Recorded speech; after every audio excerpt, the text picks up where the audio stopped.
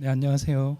네, 저는 뇌영상센터에서 센터장 맡고 있는 이상훈이라고 합니다. 반갑습니다.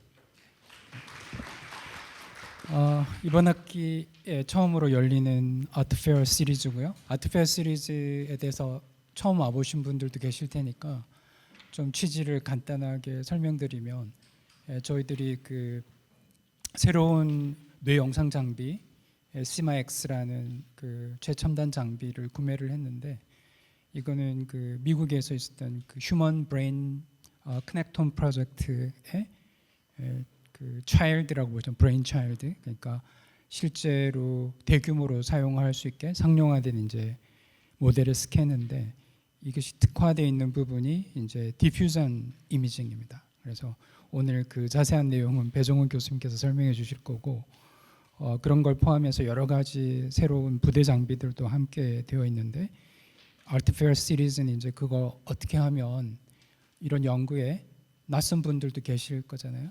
근데 그런 거를 좀 소개를 드리고, 또 향후에 저희들이 메일 같은 거 잘 보시면 워크숍으로 또 이걸 보충하고 그럴 겁니다. 그래서 저희 센터가 존재하는 이유가 이걸 전에 사용해 보시지 않은 분들도 좀 문턱을 낮춰서 MRI 하시는 연구를 하시고 하는 연구에 많이 도움이 되기 위해서 열고 있는 그런 그 페어라고 보시면 됩니다. 그래서 지난해에도 그 6번에 걸쳐서 이걸 했는데, 올해도 이어서 계속 갈 예정입니다. 그래서 첫 번째로 오늘 배종훈 교수님께서 강의를 준비해 주셨는데, 간단히 배종훈 교수님 양력을 좀 공유하겠습니다. 배종훈 교수님은 학부를 연세대학교에서 엔지니어링 공학을 하셨고요. 그다음에 이어서 의과대학에서 연세대학교 의과대학에서 박사학위를 의과학으로 받으셨고, 그때 박혜정 교수님 지도 교수셨고, 박사학위 논문 제목은 Large Scale Dynamic Causal Modeling for Effective Brain Network Analysis입니다. 그래서 이 내용은 대규모 뇌 네트워크의 인과적인 연결성과 동력학을 분석하는 주제를 다루신 것으로 압니다. 그리고 이후에도 교수님은 MRI, PET, 그 Functional Connectivity, Structural Connectivity, Dynamic Causal Modeling, Machine Learning, Deep Learning 여러 가지 결합하셔가지고 뇌의 구조와 기능, 그리고 뇌 질환의 신경 영상 바이오마크를 이해하는 연구를 꾸준히 수행해 오셨고요. 그리고 최근에는 공황장애 그리고 불안장애를 포함한 임상 뇌질환에서 구조기능 연결성, 예후 예측, 치료 반응 예측 이런 문제로 해서 주로 다중모달한 영상을 해서 인공지능 방법론을 결합해서 그래프 신경망을 통해서 정밀 의료 기반의 관련된 연구를 수행했고요. 그래서 작년에 조인하셨는데 저희 뇌영상센터에 합류하셨고, 현재는 연구전담 교원으로 재직 중이시고요. 그래서 저희가 보유하고 있는 시마X를 기반으로 고해상도 구조영상, 기능영상, 확산영상, 그리고 이런 뇌영상 인포마틱스와 분석 방법론을 주로 담당하고 계십니다. 그래서 뭐 분석하시다가 힘든 거 계시면 연락해 주시면 됩니다. 그리고 오늘 강연에서는 물 분자의 확산이라는 기본 원리에서 출발해서 Diffusion MRI, 그리고 핵심 개념의 DTI와 트랙토그래피, 그리고 RD를 포함한 Advanced Diffusing MRI로 이어지는 흐름을 소개해 주실 예정입니다. 그리고 또 이걸 가지고 저희 센터 차원에서 대규모 그 스캔 프로젝트를 할 계획인데요. 그때 지금 그 연구를 저희 센터에 있는 연구진들과 함께 디자인하는 책임을 맡고 계십니다. 자, 그러면은 큰 박수로 오늘 배종훈 교수님을 환영하죠. 네, 고맙습니다.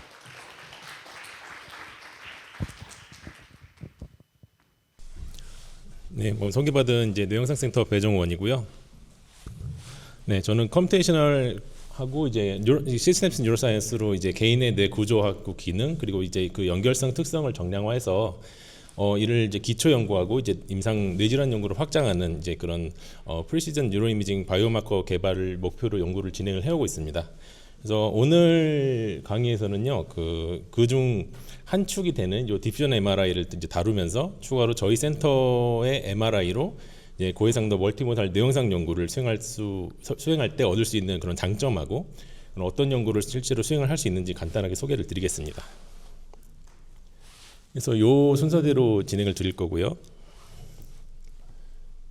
자, 이제 확산, 그러니까 디퓨전이라고 부르죠. 이제 이 확산이 한 문장으로 말하면은 이제 분자들이 열 에너지 때문에 이제 끊임없이 이제 무작위로 움직이는 현상입니다. 그래서 우리가 잉크 한 방울을 이제 물컵에 딱 떨어뜨리면요, 이제 처음에는 그 방울이 떨어진 부분에 이제 이제 잉크가 몰려 있다가 시간이 지나면은 이제 물컵 전체로 서서히 이렇게 퍼지죠.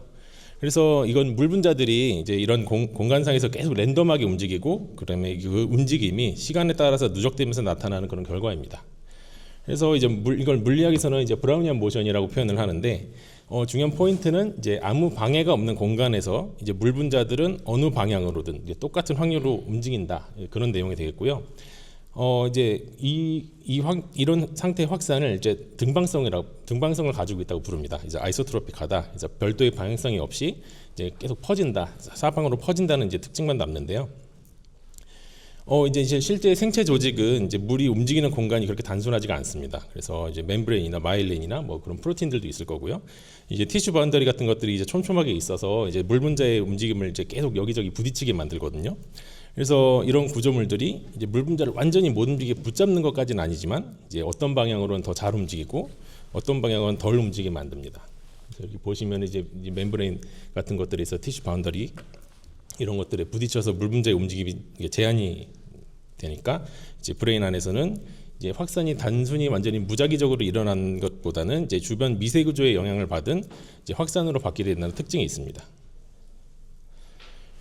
그래서 조직이 이제 물 분자의 움직임을 갖다 어떻게 바꾸는지 좀 더 구체적으로 보시면요, 이제 가장 중요한 특징이 이제 물 분자의 움직임을 방해하는 장애물이 방향성을 가지도록 정렬되어 있을 때 나타납니다. 그래서 좁은 복도를 지나갈 때를 이제 떠올려 보면 이해가 굉장히 쉬운데요. 이제 복도를 따라서 앞뒤로는 자유롭게 움직일 수 있지만은 이제 그 옆으로는 이제 벽에 막혀서 조금만 가도 이제 이동하기가 어렵죠. 그래서 뇌 안에서도 이제 비슷한 상황이 일어납니다. 그래서 예를 들어서 화이트 매터처럼 이제 뉴로널 파이버가 한 방향으로 연결된 곳에는 이제 물 분자도 이제 모른 방향에서 고르게 퍼지는 게 아니고 그 특정 방향을 따라 더 쉽게 이동하게 되는데, 이렇게 방향에 따라서 확산의 정도가 이제 달라지는 성질을 바로 이제 이방성, 이제 어나이소트로픽하다, 이렇게 얘기를 합니다.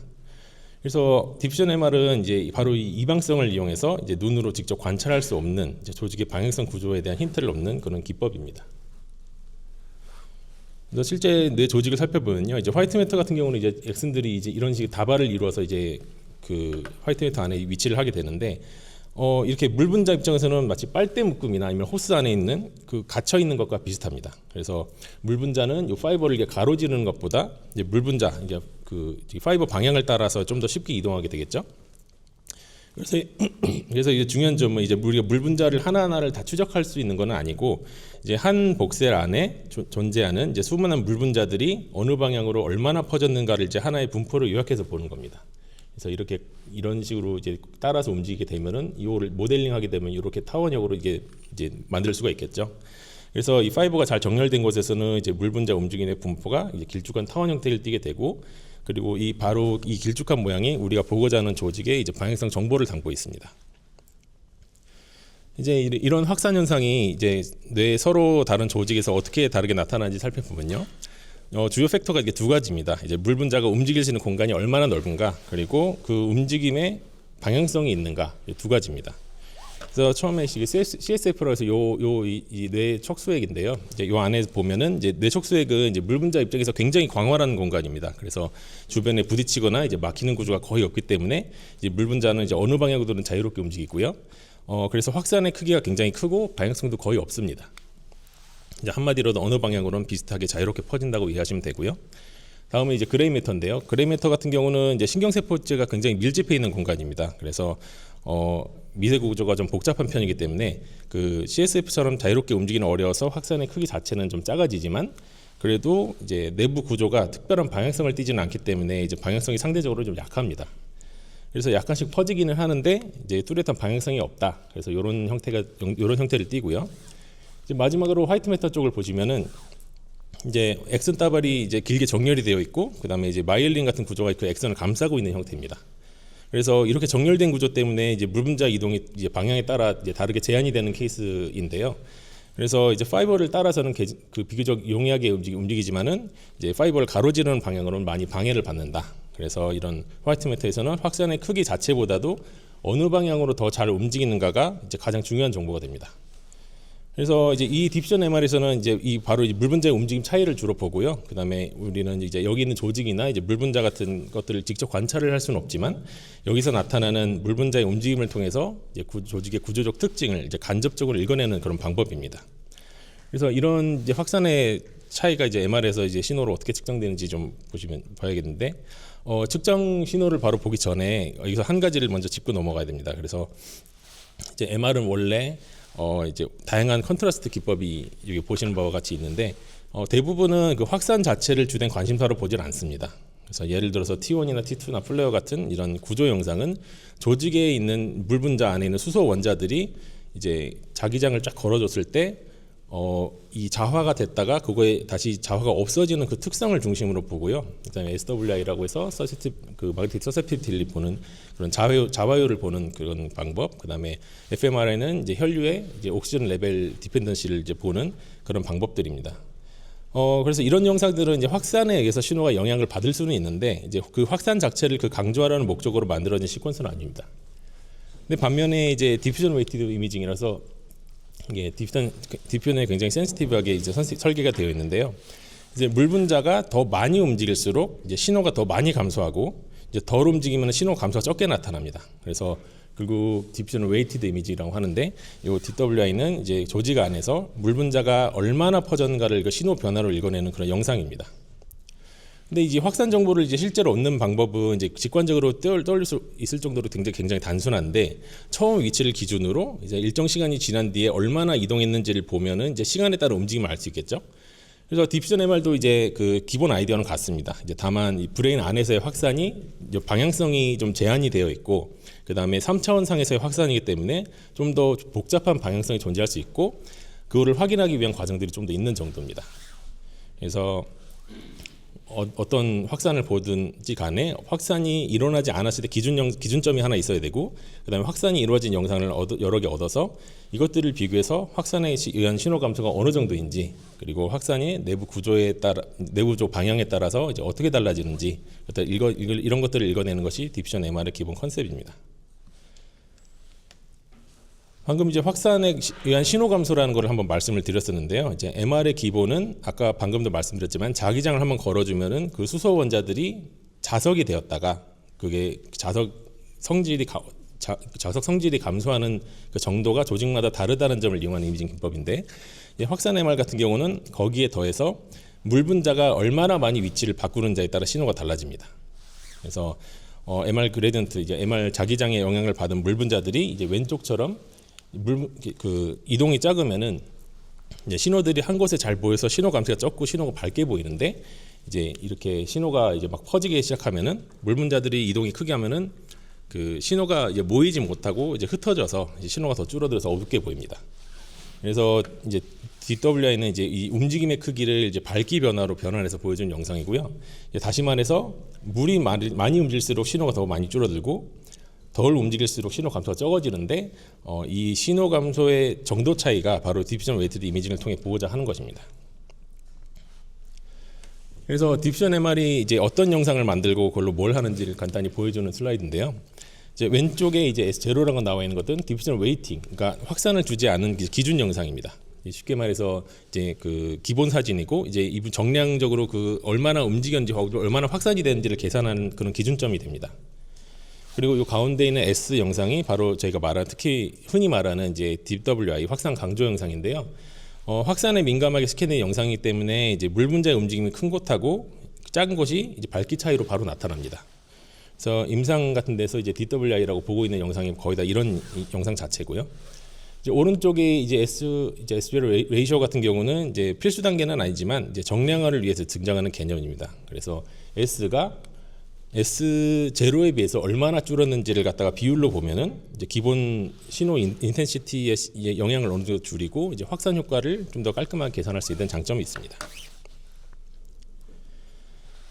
그래서 아까 보신 것 중에서 이제 S0라고 해서 왼쪽에 이제 기준 영상이라고 있었죠. 그래서 S0는 이제 B0, 다시 말해서 확산을 주지 않은 상태로 찍은 기준 영상이고요.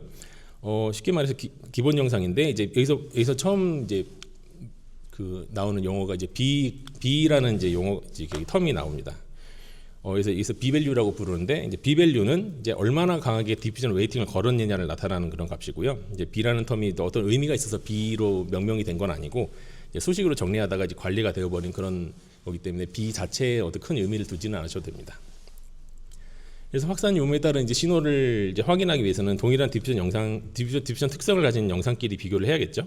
그래서 비교 기준이 되는 이제 확산이 없는 영상 역시 같은 디퓨전 시퀀스 내에서 이제 획득을 해야 되고요. 그래서 이 S0 영상은 이제 그 앞서 봤던 이제 레이쇼 영상을 위해서도 사용이 되지만은 디퓨전 이제 데이터의 품질 확인도 좀 용이하게 할 수 있는 영상이고요. 그리고 이것이 이후 전처리나 다른 모달리티 영상과의 이제 정합에서도 이제 기준으로 사용이 됩니다. 특히 이제 B가 제로가 아니고 이제 B는 이제 디퓨전을 갖다 강하게 걸어주는 값이라고 말씀을 드렸는데 이제 확산이 이제 0이 그러니까 B가 0보다 크게 설정된 그러니까 확산이 가중된 영상 신호는 이제 영상이 많이 어두워지게 됩니다. 그래서 아나토미컬리 이제 윤곽이 잘 안 보이고 이전 자기장을 걸어주는 방향이 굉장히 그 디펜던트하기 때문에 컨트라스트가 좀 많이 달라지거든요. 기본 영상보다. 그래서 눈으로 봤을 때 확인할 수 있는 영상적 특징이 이게 바로 이게 왜곡 때문에 생긴 건지 아니면 단순한 확산 효과 때문에 생긴 것인지 이제 판단하기가 힘듭니다. 그래서 반면에 S0가 굉장히 그러니까 가장 선명하기 때문에 이제 왜곡이 가장 잘 들어와서 확인이 쉬운 편이 있고요. 그리고 마지막은 이제 크게 중요한 내용은 아닌데 가끔씩 보시면은 이제 S0는 일반적인 T2 영상하고 좀 다른 영상입니다. 그래서 겉으로 보면 비슷해 보여서 같이 써도 된다 하시는 분이 계시는데 엄밀히 말하면은 시퀀스도 완전히 다르고 왜곡 특성도 다르기 때문에 별도의 T2 스캔을 가져다가 이제 S0로 쓰는 이제 대용으로 사용할 수는 없다고 말씀을 드리고 싶고요. 자, 앞서 B0가 나왔지만 이제 B-value는 이제 확산을 얼마나 더 자세하게 볼지를 정하는 수치입니다. 그래서 디퓨전 MR에서 일종의 디퓨전 센시티비티를 이제 조절하기 위한 스케일링 팩터고요. 값이 커질수록 확산을 좀 더 민감하게 볼 수가 있습니다. 그래서 B0의 상황에서 이제 기준 영상을 확인하고 B1000, 2000, 3000 이렇게 갈수록 영상이 점점 어두워지는 것을 보실 수가 있는데 이게 B-value가 커질수록 이제 물 분자 이동에 더 이제 민감해집니다. 그래서 확산에 의한 신호 감소가 더 크게 나타나고 그만큼 이제 확산 차이를 더 잘 볼 수 있기는 한데 동시에 신호도 더 많이 줄어서 이제 영상이 굉장히 B3000 이상에서는 이제 굉장히 코arse해질 수 있고요. 그래서 이 B-value를 영상을 찍을 때 B-value를 어떻게 줘야 되냐 하는 문제는 바로 이제 확산 컨트라스트를 얼마나 키울지 그리고 그 노이즈를 얼마나 감당할지에 대한 그 밸런스를 찾는 문제가 됩니다. 그래서 같은 브레인을 대상으로 하더라도 이제 보시는 것과 같이 이런 특성이 나타나는 것을 한번 보시면 좋을 것 같고요. 보통 이제 디퓨전 영상을 얻을 때는 이제 앞서 말씀드린 B-value를 적용을 하면서 이제 그레디언트 자기장을 여러 방향으로 걸어줘야 됩니다. 그래서 이 화이트 매터의 파이버 같은 경우는 이제 방향에 따라 확산 특성이 달라지는데 저희가 그 영상을 찍기도 전에 이제 그 파이버들의 방향을 미리 알 수는 없기 때문인데요. 그래서 이제 디퓨전 MR은 한 볼륨을 스캔을 할 때마다 특정 한 방향으로의 물 분자의 이동에만 굉장히 민감하게 반응하고 이제 그 방향으로 얼마나 움직였는지를 신호로 측정하는 방식입니다. 그래서 한 방향으로만 측정하고 만다면은 이제 실제 파이버가 다른 방향으로 놓였을 때 그 정보가 이제 전혀 얻을 수가 없고요. 그래서 여러 방향에서 반복해서 그레디언트를 걸어줘서 그 중에서 한 복셀에서 가장 확산이 잘 일어나는 그런 방향 그리고 파이버의 주된 방향을 이제 측정을 할 수가 있는 겁니다. 그래서 가운데 보시면은 이제 이런 파이버가 이런 식으로 위치하고 있다고 했을 때 그레디언트를 이쪽으로 걸어준다고 하면은 그 방향으로는 이제 물 분자가 잘 움직이기 때문에 이제 확산이 크게 일어나고 이제 확산이 크니까 신호 감퇴가 더 커지죠. 그래서 그리고 반대로 이제 이제 수직 방향으로 이제 그레디언트 걸어준다. 그러면은 물 분자가 이 방향으로는 별로 움직이지 못하니까 물 분자 확산이 별로 없고 그래서 확산이 제한되면서 신호 감퇴가 적어집니다. 그래서 같은 B-value를 이용하더라도 그레디언트 방향에 따라서 이제 신호 감쇄가 달라지는 이 특성을 이용을 하는 것이 바로 디퓨전 웨이티드 이미징의 기본 원리입니다. 자, 지금까지 이제 확산을 측정하기 위해서 B0 영상과 이제 B-value 그리고 여러 그레디언트 방향이 필요하다는 걸 이제 보셨는데 이렇게 얻은 확산 정보를 갖다가 해석을 해야 될 텐데 그러면은 이제 정량적으로 이거를 분석하려면은 이 확산을 어떤 형태로든지 모델링을 해야겠죠. 그래서 이 확산을 모델링하는 접근은 이제 1990년대 초반에 저 피터 패서라는 분 이제 지금 NIH에 계신데 이 팀에서 이제 텐서라는 것을 이용해서 체계화가 되었습니다. 그래서 이것이 오늘날 DTI, 디퓨전을 텐서로 모델링하는 기법이 되었습니다. 그러면 이제 확산을 왜 텐서라는 걸로 이제 모델링을 해야 되냐? 그걸 갖다 말씀을 드리면은 화이트 매터에서는 확산이 단순히 크기만 있는 게 아니고 이제 방향에 따라 달라지는 현상이라는 걸 여러 번 말씀을 드렸죠. 그래서 저희가 필요한 거는 확산이 크다 작다 한 가지가 아니고 그 방향에 따라 확산이 어떻게 달라지는지까지를 이제 포함한 요약입니다. 근데 이 정보를 단순한 벡터 하나로는 이제 표현을 할 수가 없습니다. 왜냐하면 이제 벡터는 한 가지 방향을 지정할 수는 있지만 확산은 방향만 있는 게 아니고 각 방향으로의 펴지는 정도가 같이 정의가 되어야 되기 때문이고요. 그래서 하나의 화살표가 아니고 3차원 공간에서의 이제 방향별로 이제 크기가 달라지는 이 분포에 가깝고요. 그래서 이를 한 번에 표현하는 가장 간단한 도구가 텐서였기 때문입니다. 그래서 이 텐서 모델은 이 목적에 가장 단순하면서 잘 맞는 이제 1차 근사고요. 이 복셀에서의 확산을 이제 하나의 타원체 엘립소이드로 이제 표현을 해서 이제 주된 방향 어디로 가장 잘 퍼지나 그리고 확산의 전체 크기 얼마나 잘 퍼지나 이 두 가지를 갖다 동시에 담을 수가 있습니다. 이제 물론 현실에 있는 화이트 매터는 이제 그 약간 그것보다 좀 더 복잡한 구조이기 때문에 이제 텐서 하나로 완벽하게 모델링을 할 수는 없지만요. 그래도 이제 DTI가 가장 심플한 출발점으로 이제 채택되어서 이제 널리 사용이 되었습니다. DTI가 실제로 뭐를 계산하는지 보실 텐데 이제 수직은 뭐 외우거나 전개하실 필요는 없고요. 그 뭐가 입력이고 뭐가 출력인지만은 보시면 됩니다.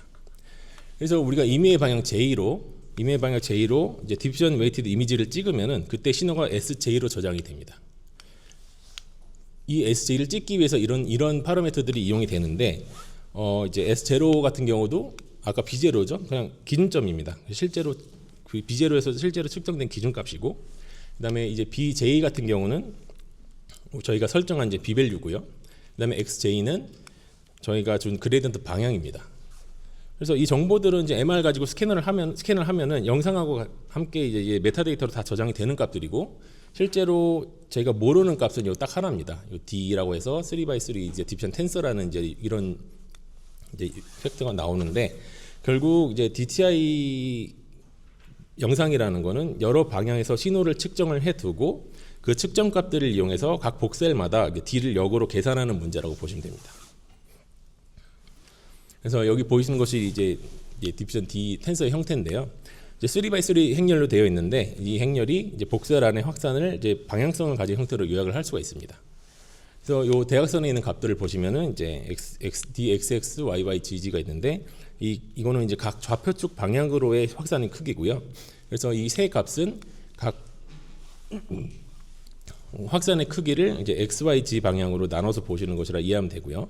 그다음 이 바깥에 있는 이 크로스텀 쪽에 있는 것들을 보시면은 X, Y, XG, YG 같은 것들은 이제 확산이 단순히 세 축에 딱 맞춰서만 일어나는 게 아니라 축이 섞인 방향으로 나타날 수 있다는 점을 반영을 하는 겁니다.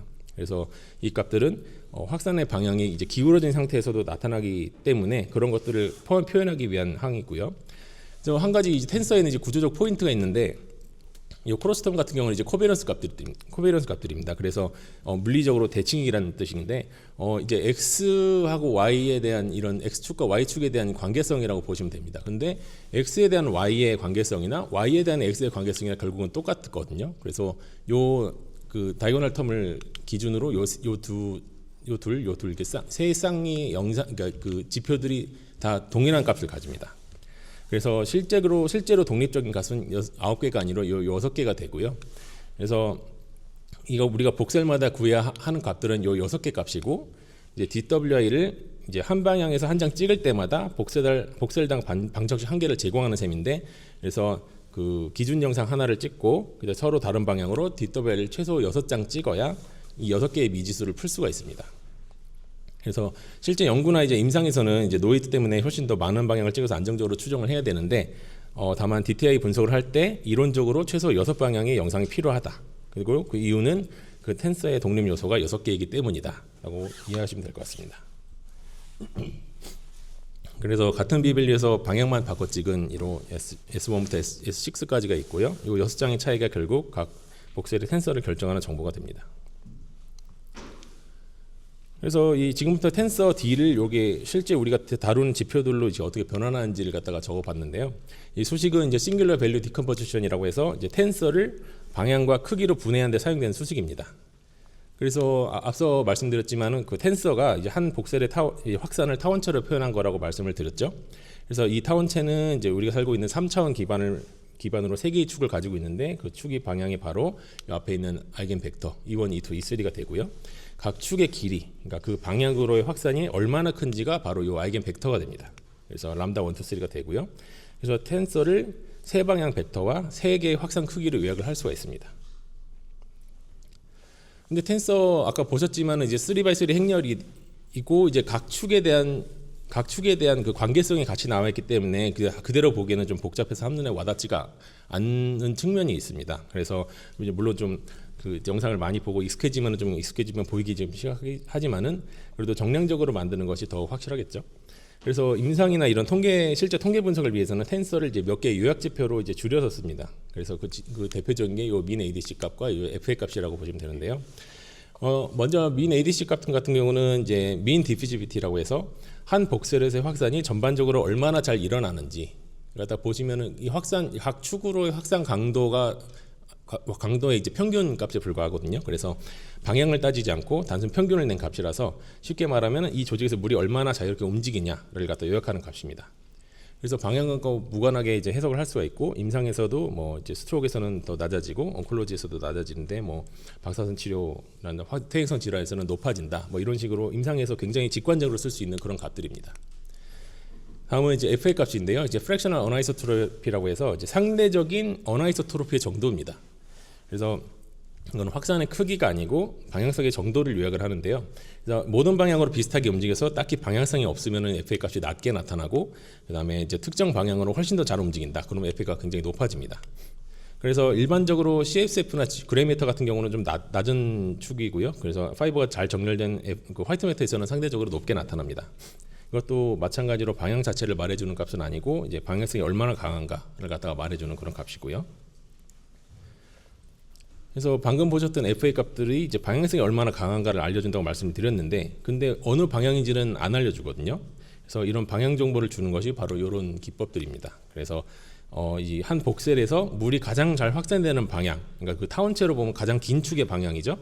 그래서 화이트 매터에서는 이 방향이 대체로 이제 파이버 다발의 주 방향하고 일치하는 경향이 있어서 이제 아이겐 벡터를 그대로 써서 이제 그 복셀마다 파이버 방향을 추정을 할 수가 있습니다. 이 방향 정보를 시각화한 것이 이 컬러 FA 맵인데요. 여기서는 방향을 갖다 주된 방향을 색으로 표시를 합니다. 그래서 이렇게 RGB로 각 방향으로의 그 색을 표시를 하고요. 컬러 FA 맵을 보면은 파이버가 어디로 실제로 어느 쪽으로 주로 뻗어 있는지를 갖다가 직관적으로 파악을 할 수가 있죠. 자, 이제 방향성을 알고 방향을 알았는데 그러면은 그 기존에 우리가 참고했던 방향을 갖다가 같이 입혀 보면은 실제로 물 분자가 어떻게 확산되는지 알 수 있지 않을까 해서 이렇게 그려 본 것이 이제 벡터 FA 맵이라고 하고요. 이제 각 복셀에서의 주된 방향도 알고 어떻게 연결되는지도 알았고, 그러면은 이제 물 분자들이 이런 식으로 흐름이 같은 방향으로 이제 있다는 것은 물 분자의 흐름을 이렇게 이어지게 만드는 그런 구조물이 있다고 이제 우리가 추정을 할 수가 있겠죠. 그래서 이렇게 각 복셀에서 시작해서 이렇게 선을 이어서 나가는 이런 기법을 트랙트로그래피라고 부릅니다.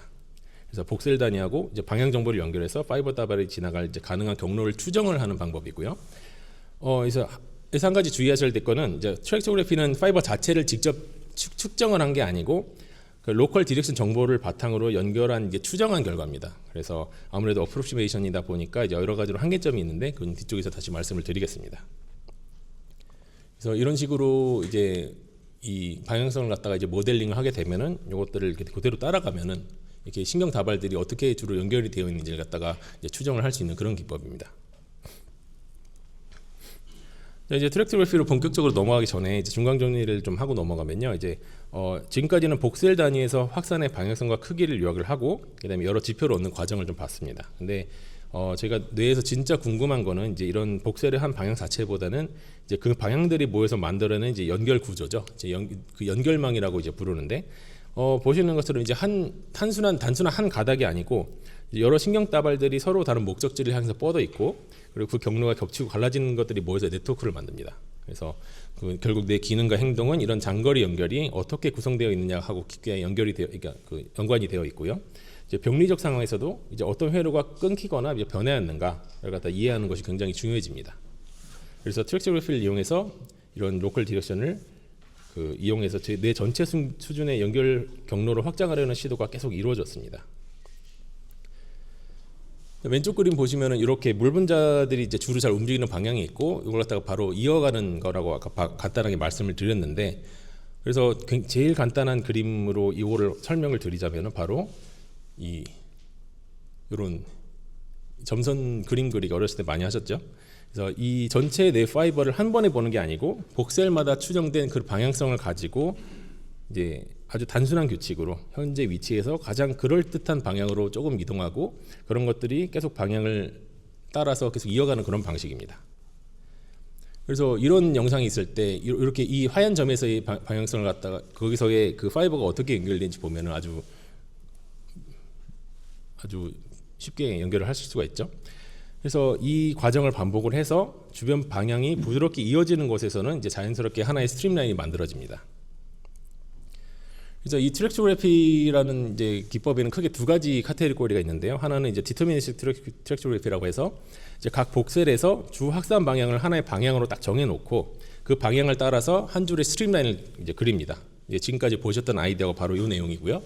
이제 요것도 약점들이 있어서 이걸 보완하기 위해서 probabilistic 이제 트랙시오그래피가 이제 고안이 되었는데 그 각 복셀에서 이제 방향을 하나로 고정하지는 않습니다. 그래서 대신에 이 방향일 수도 있고 저 방향일 수도 있다라는 것 방향 분포를 두고요. 그 방향들을 반복적으로 계속 샘플링을 해봅니다. 뭐 수천 개의 스트림라인을 생성을 해보고 그 결과를 하나의 선이 아니고 이제 연결 확률 분포로 요약을 하는 그런 방식입니다. 그래서 분포가 넓을수록, 그러니까 이 방향이 아니고 이 방향이 이제 넓어지면 넓어질수록 방향이 확실하지 않다는 뜻이 되겠죠. 그래서 그 구간이 방향 불확실성이 크다는 뜻이 되고 이게 실제로 연결이 되었는지 안 되었는지에 대한 그 신뢰도도 그만큼 낮아질 수가 있습니다. 그래서 이 방법의 장점이 크게 두 가지가 있는데, 하나는 방향이 불확실한 구간에서도 이제 가능한 경로들을 반영을 하면서 그 트래킹을 이어갈 수가 있고요. 그리고 이 두 지점 사이에 경로가 존재할 가능성을 이제 정량적으로 표현할 수 있는 장점이 있습니다. 근데 이제 장점이 있으면 단점도 있는데, 역으로 이제 불확실성을 포함한다는 것이 단점이 될 수도 있는데 그만큼 연결이 좀 과대 추정이 되는 경향이 있습니다. 그래서 예를 들어서 디터미니스틱하게는 여기서 여기까지 연결성이 중간에 끊어졌는데 이제 내가 보기에는 연결이 되어 있을 수도 있는 것 같아요. 15%의 확률이 연결이 되어 있을 수 있을 것 같아. 이런 식으로 이제 참으로 연결이 있다고 이제 하는 과정에서 이제 false positive가 느는 그런 케이스가 있고요. 그리고 파라미터하고 시즈 설정에 굉장히 민감한 특성이 있고 이제 경로가 길어질수록 연결이 약해지는 이제 디스턴스 바이어스가 생기는 경우가 굉장히 많습니다. 그리고 디터미니스틱 트랙시오그래피를 좀 더 구체적으로 보면요, 이제 왼쪽 그림 보시면은 이제 여기가 시작점인데 시작점에서의 가장 주된 방향을 따라서 이게 한 스텝 이동을 합니다. 이제 복셀 이동을 해서 여기서 봤는데 이 직전 결과가 상관없이 여기서의 주된 방향을 봤더니 이쪽이더라. 그러면은 다 그 결과 이 방향대로 바로 이제 이동을 하는데, 한 가지 보는 거는 여기서 이게 이 각도라고 해서 이제 조건을 같이 주거든요. 그래서 가장 긴 축이 이 주 방향인데, 그래서 이 전진을 하다가 너무 급격하게 꺾인다 싶으면은 바로 이제 이거는 정상적인 연결이 아니다라고 판단해서 거기서 트래킹을 멈추는 그런 알고리즘입니다. 그래서 그냥 라인을 갖다 단순하게 따라가는 이제 오일러 메소드가 있고요. 근데 룽기쿠타 메소드는 이제 이 복셀 하나만 이제 의존하기에는 너무 불확실성이 크다 해서 이제 룽기쿠타 메소드는 이 중간에 리퍼런스 포인트를 2개를 더 줍니다. 그래서 이 4개의 포인트에 그 방향성을 갖다 같이 이용해서 이제 연결성을 계산을 하는 방식이고요. 일반적으로 경로가 좀 더 매끄럽긴 한데 좀 계산량을 좀 더 들어갑니다. 이제 프로빌리스틱 트랙시오그래피인데 이제 디터미니스틱 방식은 각 복셀에서의 하나의 주 확산 방향만을 따라가는 이제 한 라인을 그렸죠. 근데 실제 데이터에서는 방향이 항상 그렇게 이제 확실하지만은 않습니다. 그래서 노이즈도 있고 이제 파이버가 이제 꺾이거나 갈라지는 그런 구간들이 있을 수도 있는데 그런 구간에서는 이제 대표 방향 하나만으로는 설명이 부족한 경우가 굉장히 많습니다. 그래서 프로바빌리스틱은 바로 이 불확실성을 이제 모델에 포함시키는 그런 방식이고요. 이제 그 기존에 있던 데서 이런 식으로 방향이 왔는데 우리가 갖고 있는 주 방향이 이런 건데 이 바로 이전에 있던 방향성을 확인해 봤을 때 이 확률적으로 이쪽으로 더 잘 갈 것 같다는 그런 확률 모음을 갖다가 이렇게 계산을 하는 겁니다. 그래서 한 번에 트래킹을 해서 끝나는 게 아니고 시드에서 수백에서 수천 번 정도, 거의 한 5천 번 정도씩은 반복을 하거든요. 그래서 스트링 라인을 만들고 최종적으로는 한 줄이 아니고 이제 어느 경로로 얼마나 자주 도달했는지에 대한 그런 연결 분포를 얻습니다. 그래서 이런 식으로 파이버가 바로 하나만 한 줄만 계산되는 게 아니고 이런 식으로 꺾이는 구간이나 이런 겹치는 구간들이 있을 때 이런 이제 프로바빌리스틱 트랙토그래피를 좀 더 유용을 하다. 그래서 진행 가능한 경로들의 집합으로 연결을 표현한다고 보시면 됩니다. 이 슬라이드는 이제 그 두 방법의 산출물이 어떻게 다른지 이제 보여주는 이제 그런 그림인데요. 이제 왼쪽이 이제 디터미니스틱 트랙토그래피 결과인데 각 복셀에서 대표 방향 하나를 계속 따라가면서 선을 그리기 때문에 계산이 굉장히 가볍고요. 그 다음에 결과가 하나의 경로 집합, 파이버 다발처럼 보이는 선들로 나옵니다. 그래서 선이 모이면은 이제 홀브레인 스트림라인을 굉장히 빠르게 대량 생성할 수 있는 장점이 크고요. 시각적으로 굉장히 직관적이고 이제 특정 트랙을 재구성해서 이 다발이 어디로 지나가다를 빠르게 확인하는 데 유리합니다. 그래서 이 포스터 보고 오셨겠지만 이것도 디터미니스틱 트랙토그래피로 제가 그린 그 영상이고요. 이게 오른쪽은 이제 프로바빌리스틱 트랙토그래피인데 여기서는 방향을 하나로 고정하지 않고 가능한 이제 방향 분포를 이제 기반으로 반복적으로 샘플링해서 결과가 이제 왼쪽이 이런 스트림 라인이 아니고 이 지점을 지나가는 파이버들의 분포를 갖다가 이제 확률적으로 이제 나타내주는 그런 기법입니다. 그래서 이제 어떤 질문을 하느냐에 따라서 두 방법의 선택이 달라질 수가 있는데 최근에는 옛날에는 요것만 이제 진행을 하다가 이제 프로바빌리스틱이 이제 FSL에서 이제 주로 그 주장한 방식으로 진행이 됐었고 이제 디터미니스틱의 장점도 버릴 수 없어서 각 연구팀에서 여러 가지 방법으로 이제 그 개발을 했습니다. 그래서 디터미니스틱하고 프로바빌리스틱 그리고 이 둘의 장점을 같이 이용하는 그런 방법들도 이제 툴박스가 많이 나와 있고요. 그래서 왼쪽 같은 경우는 이제 백실 전체에서 시드를 뿌려놓고 이제 출발점을 했을 때 이런 이제 전체적인 연결망을 시각화를 하거나 이제 연결성들이 이제 임상 지표하고 이제 어떤 연관성을 보이는지 그리고 그런 트랙토메트리 작업에 유리한 측면이 있고요. 이제 오른쪽 같은 경우는 이제 ROI 기반으로 트랙토그래피를 이제 쳐내는 그런 작업인데 관심 경로를 목표로 시드를 찍고 그다음에 웨이포인트 어디를 지나가는가 그리고 익스트루전 마스크 같은 조건을 걸어서 원하는 트랙만 더 선택적으로 재구성하는 그런 접근입니다. 그래서 또 한 가지 방법으로는 이제 개인의 T1 M만을 같이 얻어서 이제 그 T1을 기반으로 이제 그 ROI 아틀라스를 적용시키고 거기서 분리된 그래미터 기능 영역들을 갖다가 정의를 합니다. 그래서 그 개인별로 이 트랙토그래피를 얻은 다음에 이 영역들을 이 트랙토그래피에 겹치면요, 이 트랙토그래피에 대한 파이버들이 이 영역들을 어떻게 물리적으로 연결을 하고 있는지를 갖다 계산을 할 수가 있습니다. 그래서 정량적으로 이렇게 하는 이제 스트럭처럴 커넥티비티 기법도 있고요. 이제 트랙토그래피의 한계를 말씀을 드리겠습니다. 이제 핵심 메시지는 이 아래 나와 있고 이제 오류가 조금만 나도 이제 결과가 크게 망가질 수 있다는 게 큰 단점인데. 먼저 DTI의 정확도를 떨어뜨리는 이제 모든 요인이 그대로 트랙토그래피 오류로 이제 이어집니다. 그래서 입력 방향이 조금만 흔들려도 그 위를 따라 선을 계속 그리는 과정이기 때문에 오류가 점점 커지기 때문에 이제 본질적으로 오류가 이제 누적된다 이런 이제 구조를 갖고요. 서울에서 부산을 가는데 이제 대전에서 만약에 길을 잘못해서 호남을 탔어요. 그러면은 그 길만 따라가면은 나머지 경부선이 아무리 정비가 잘 돼 있어도 광주하고 순천 이런 쪽이 나오겠죠. 그리고 두 번째로 이제 실제 내 화이트 매터가 이제 파이버 번들이 굉장히 작은 수 마이크로미터 수준인데 그거하고 이제 실제 MR에서 찍는 복셀 사이즈를 비교를 했을 때 한 복셀 내부라도 굉장히 헤테로지니어스한 방향을 가질 수가 있습니다. 그래서 평행하게 잘 정렬된 구간이 이제 물론 많겠지만은 이제 패닝 같이 이제 퍼지는 부분, 이제 크로싱하는 부분, 이제 키싱, 밴딩 이런 이제 여러 상황들이 나오는데 텐서에 기반하면은 패닝, 크로싱, 키싱, 밴딩 같은 부분이 다 똑같이 나옵니다. 그래서 이 동일하게 나타나기 때문에 실제 파이버가 가는 방향을 잘못 잡기가 굉장히 쉽고요.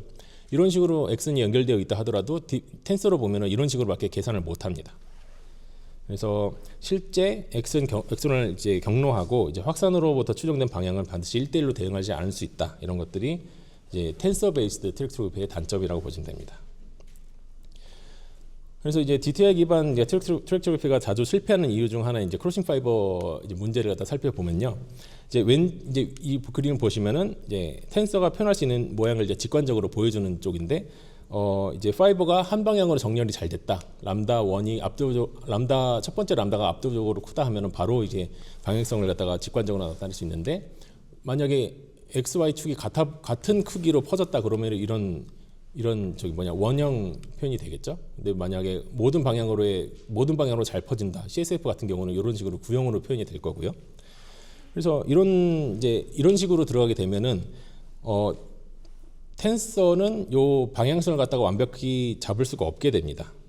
그래서 요걸 보시면은 싱글 파이버가 바로 이렇게 좌우만 연결되는 케이스는 이제 DTI에서는 이렇게 되지만은 크로싱 파이버가 이런 식으로 45도 각도를 가지고 퍼져 있다. 그러면은 텐서는 이렇게밖에 계산을 할 수가 없습니다. 피크가 두 개가 있어야 되는데 안 되고 그냥 이 가운데로 가게 되겠죠.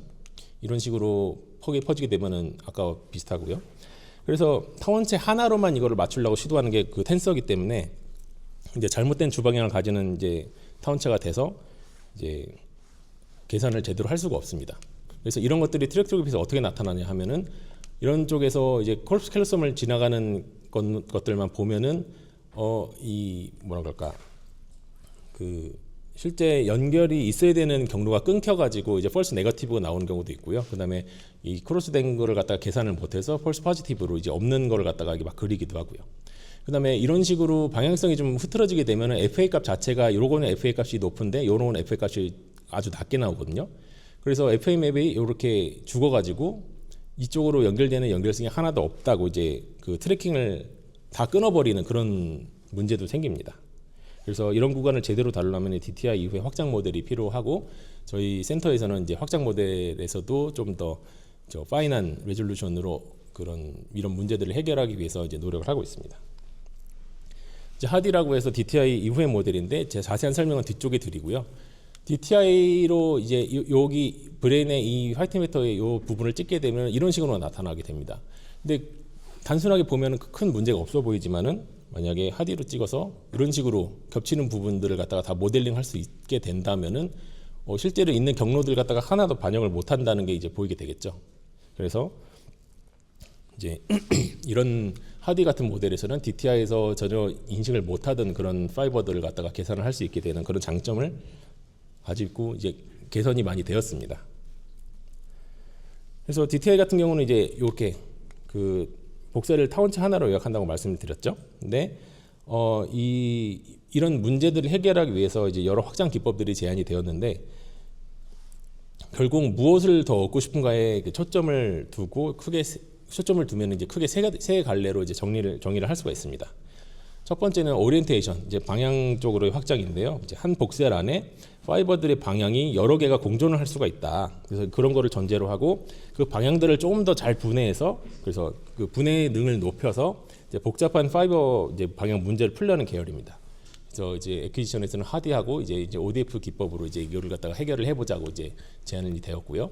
그다음에는 이제 마이크로 스트럭처 익스텐션이라고 해서 이제 DTI에서 뽑는 이제 FA나 아까 이제 민 ADC 같은 값들은 그 자체로 물론 유용하긴 한데 이것들도 사실은 여러 구조물들이 섞여서 나타난 이제 결과값들이다 해서 이것들이 변했다면 이제 왜 변했는지를 갖다가 바로 해석하기가 굉장히 어렵습니다. 그래서 확산의 이제 특징을 이용해서 이제 미세 구조의 이런 복잡성의 파악을 시도하는 이제 DK라는 기법이 있고요. 그다음에 이제 노디라고 해서 이제 신경답을 내부의 구성 요도를 해석 가능한 특징으로 좀 더 자세하게 분해하는 그런 기법들이 있습니다. 그런 모델링 기법들로 이제 그 발전한 축이 있습니다. 그리고 마지막으로는 이제 스페이스 샘플링 익스텐션이라고 해서 우리는 이거 복잡한 거 잘 모르겠고 그냥 브레인이 들어가 있는 공간 자체를 그냥 싹 다 샘플링을 해버릴 거야라고 해서 굉장히 덴스하게 그 샘플링을 해서 그 변이의 분포를 좀 더 직접적으로 측정하고자 하는 그런 기법들도 있습니다. 그래서 오늘은 이 중에 이제 하디를 이제 중심으로 볼 거고요. 이제 하디는 이제 DTI에서 부족했던 정보를 좀 더 보완을 하면서 이제 촬영 시간하고 이제 분석 난이도 측면에서 실제 연구 프로토콜로 이제 그 연결을 하기가 굉장히 쉽습니다. 이제 하디라고 해서 이제 하이 앵귤러 리졸루션 디퓨전 이미징의 약자고요. 이제 실제 화이트 매터에서는 이렇게 크로싱 파이버들이 이제 존재를 하는데 이거를 이제 타원체 하나로 요약하는 것보다는 좀 더 많은 방향으로 빽빽하게 측정을 해서 해결하는 접근이라고 아까 말씀을 드렸죠. 그래서 각도 방향 샘플링을 크게 늘립니다. 그래서 신호의 방향 의존성을 더 자세하게 관측하려는 건데 DTI가 이제 디퓨전 그레디언트를 갖다가 30방향 정도, 40방향 정도 준다고 하면은 하디는 최소 60에서 이제 80, 100방향 정도 이상을 주기도 합니다.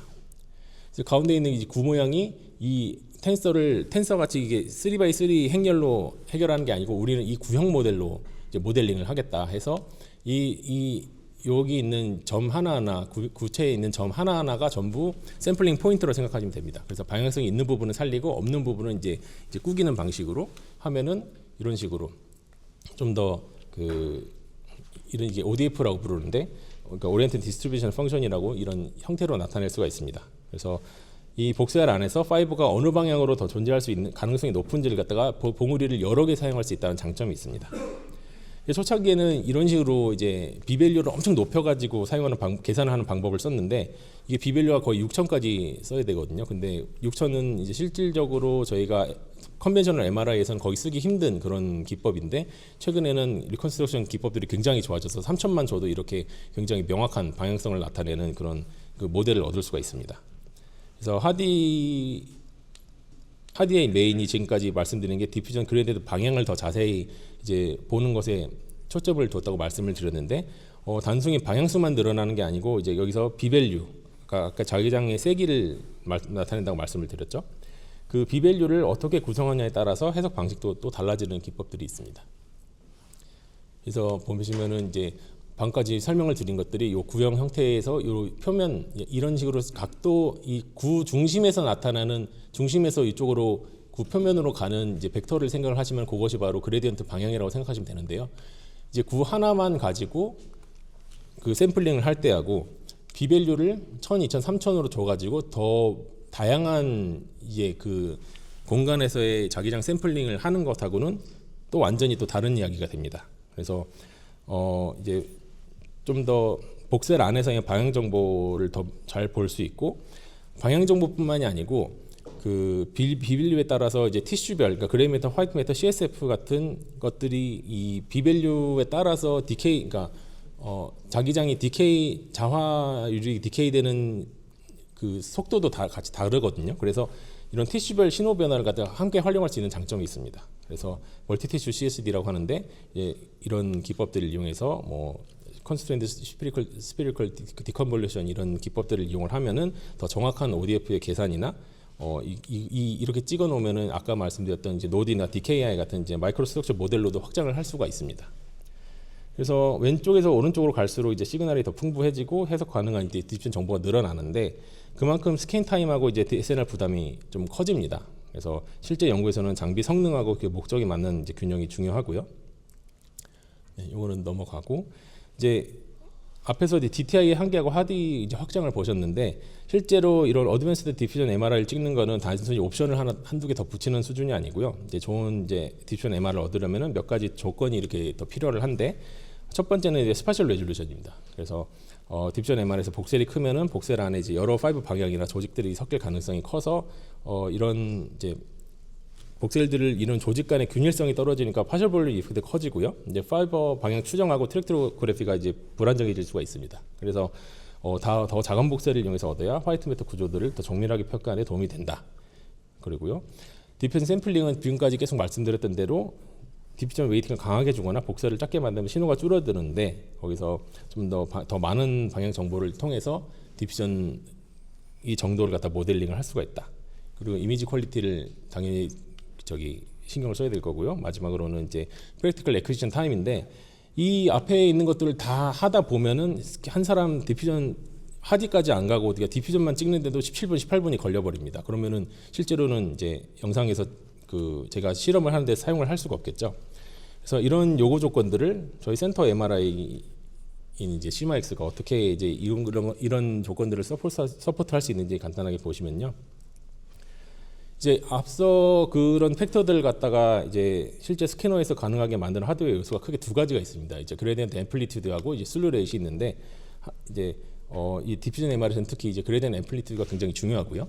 이것들은 옛날 장비라고 생각하실 수 있는데 옛날 장비는 아닙니다. 다 현역으로 현재 병원에서 쓰고 있는 그런 장비고요. 어떤 데는 이제 센터에서도 쓰고 있는 그런 수준의 장비이고, 이제 그레디언트 앰플리튜드는 이제 그 그레디언트를 얼마나 강하게 걸 수 있는지를 이제 의미를 합니다. 그래서 일반 MR 시퀀스에서 그레디언트는 위치 정보를 부호하는 데는 사용이 되는데, 디퓨전 MR에서는 이제 물 분자의 움직임에 민감한 신호를 만드는데 직접 요 그레디언트 앰플리튜드를 사용하기 때문에 이제 그레디언트 앰플리튜드가 높다는 거는 이제 더 강한 스파셜 인코딩과 디퓨전 웨이팅을 좀 더 효율적으로 구현할 수 있다는 그런 의미가 됩니다.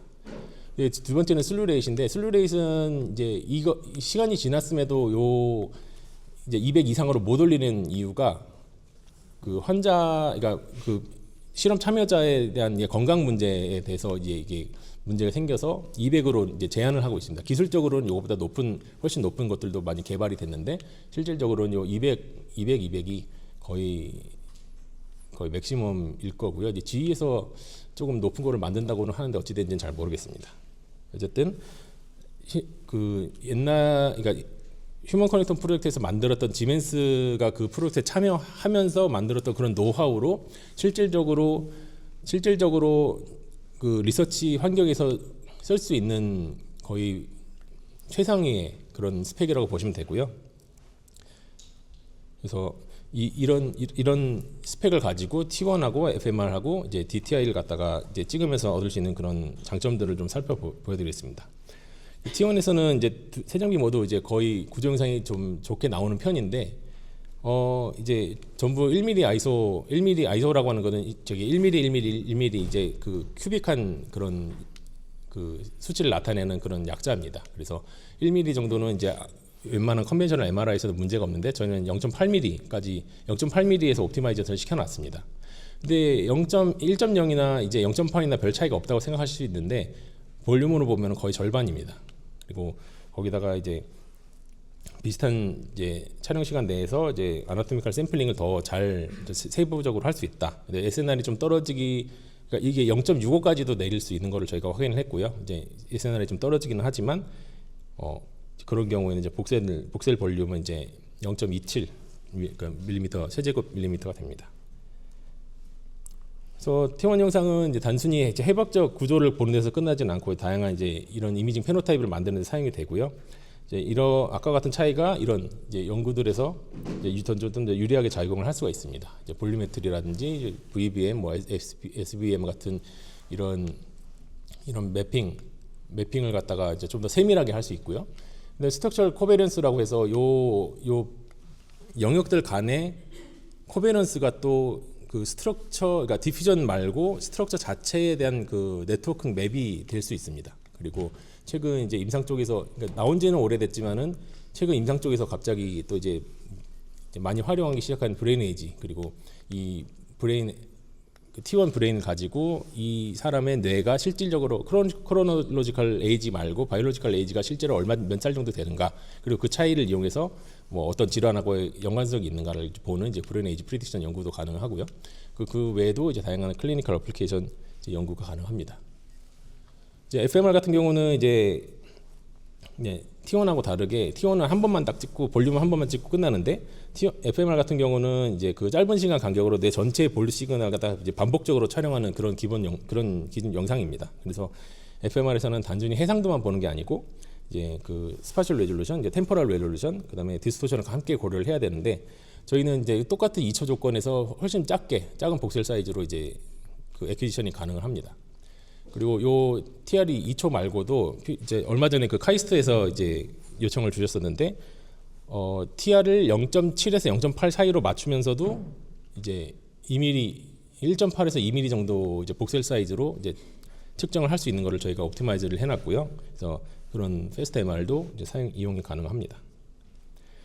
그래서 FMR 이제 태스크 FMR 이제 인지과학 하신 분들 기법들도 옛날에는 이런 연구 많이 하시다가 점점 이제 더 다양한 쪽으로 많이 확장을 하시는데 태스크 액티베이션 이제 연구 가능하시고 그다음에 레스팅 스테이트 그 펑셔널 커넥티비티 너무 유명하니까 따로 설명을 안 드리고요. 그리고 다이나믹 스테이트라고 해서 시간에 따라서 다이나믹 펑셔널 커넥티비티나 코액티베이션 패턴 뭐 이런 스테이트 트랜지션을 통해서 이제 어떤 이제 그 개인 브레인이 그 스테이트에 따라서 어떻게 변하는지를 갖다가 측정할 수 있는 그런 기법들도 할 수 있습니다.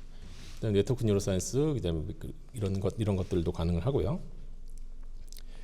이제 마지막으로 디퓨전 MR인데 디퓨전 MR 같은 경우는 이제 아까 그 그레디언트 앰플리튜드에서 굉장히 장점을 크게 보여드렸는데 그래서 시마엑스에서는 이제 복셀 사이즈가 1.5mm까지 됩니다. 1.5mm 그 이하도 되긴 되는데 이게 거의 최적의 그 파라미터로 맞춰놓은 건데 비밸류하고 디렉션하고 거의 동일하게 맞춰놨을 때 복셀 사이즈는 훨씬 작고 에퀴지션 타임도 훨씬 적습니다. 이게 큰 차이가 안 나 보이실 수 있는데 거의 25% 감소시킨 것이거든요. 그래서 이런 간단한 프로토콜도 이 정도인데 나중에 뭐 이것이 그러니까 크게 큰 영상을 찍을 때는 좀 더 차이가 많이 나게 됩니다.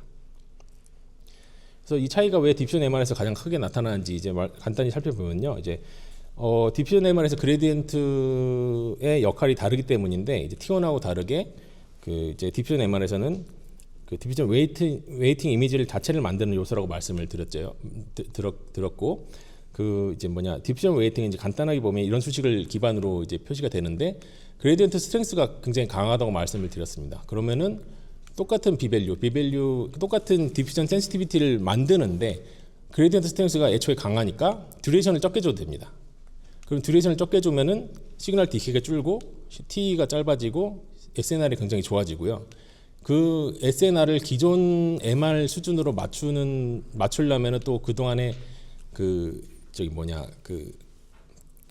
약간 그 여러 방향으로 사용을 SNR 여유를 다른 방향으로 사용을 할 수가 있습니다. 뭐 더 작은 복셀로 찍을 수도 있고, 더 많은 디퓨전 디렉션을 넣을 수도 있고, 멀티셀 에퀴진처럼 더 샘플링을 더 크게 많이 할 수도 있고요. 그래서 이제 이런 연구들이 가능한 거를 이제 보여드리고, 이제 저희 센터에서 주로 사용하는 프로토콜입니다. 그래서 이거 T1하고 T2 같은 경우는 이렇게 영상이 되었고, 디퓨전 같은 경우는 조금 다양한 조합이 있는데 저희 같은 경우는 이제 256방향을 이용한 굉장히 초고해상도 이제 디퓨전 영상을 갖다가 이제 수집을 하기 시작을 했습니다. 그래서 이런 파라미터 다양한 조합을 통한 이미징이 가능하니 혹시 관심이 있으신 분들은 이제 문의를 주시면은 같이 프로토콜 연구 이제 설계를 하는데 도움을 드릴 수 있을 것 같습니다. 좀 길어졌는데 제 강의 여기까지 하도록 하겠습니다. 감사합니다.